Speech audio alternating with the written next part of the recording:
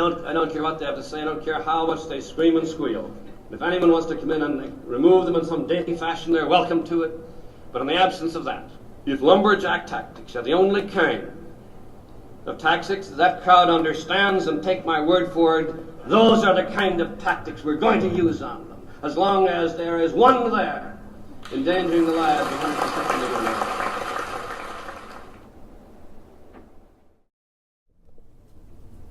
These are the words of Republican Senator from Wisconsin, Joe McCarthy, founder of McCarthyism, creator of the Hollywood Blacklist, and propagator of the Red Scare movement in America in the 1940s and 50s. McCarthy employed propaganda and scare tactics to unite the U.S. government in what can only be described as a witch hunt, in ousting anyone in the U.S. government or media that exhibited ties or sympathy towards the communist regime in Russia. What many people did not know is, at the same time, he was using these practices to target another social group in America. The homosexuals, with CBS News correspondent Mike Wallace. Homosexuality is an enigma. Even in this era of bold sexual mores, it remains a subject that people find disturbing, embarrassing, and the reluctance to discuss it. Yet there is a growing concern about homosexuals in society, about their increasing visibility. In preparing this broadcast, CBS News commissioned a survey by the Opinion Research Corporation into public attitudes toward homosexuality. We discovered that Americans consider homosexuality more harmful to society than adultery, abortion, or prostitution. On April 19th, 1950, the Republican National Chairman Guy George Gabrielson said that, quote, sexual perverts who have infiltrated our government in recent years were perhaps as dangerous as actual communists. The homosexuals were considered to be more susceptible to blackmail and thus labeled as a security risk.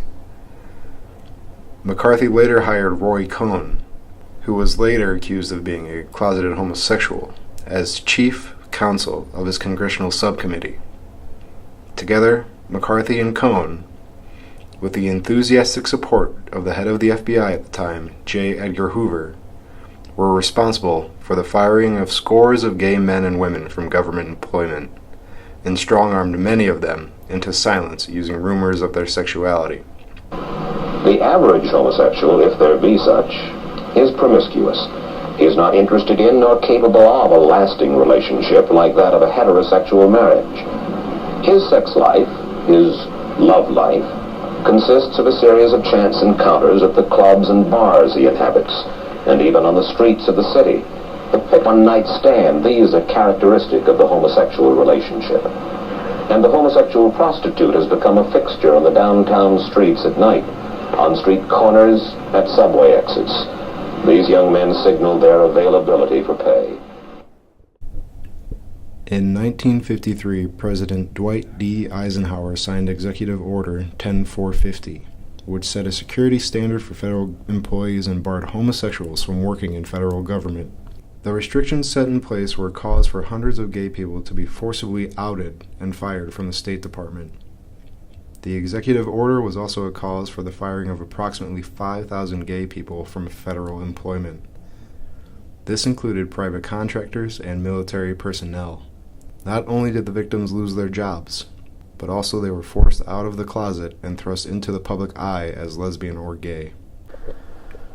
One of the first and most influential members of the gay rights movement was Frank Kameny. He was thrust into unemployment because of his sexual orientation in 1957. He was working as an astronomer for the United States Map Service, but he was fired as a result of the Lavender Scare and could never find another job in the United States federal government again.